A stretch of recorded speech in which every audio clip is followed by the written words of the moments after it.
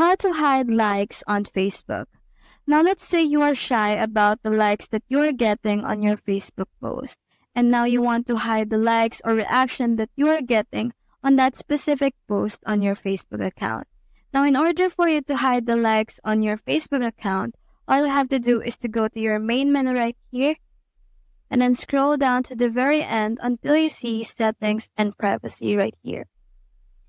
All you have to do is to tap on that and click on settings. Once you're on your settings, you just have to scroll down until you find this section that says preferences. And under that, you'll be able to see reaction preferences right here.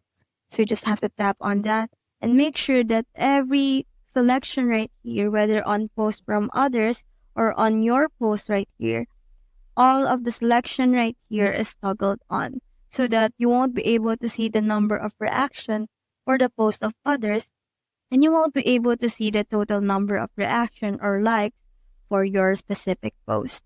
You'll be able to hide the number of your reactions and hide the number of your likes. So that's how to hide likes on Facebook. Hope to help.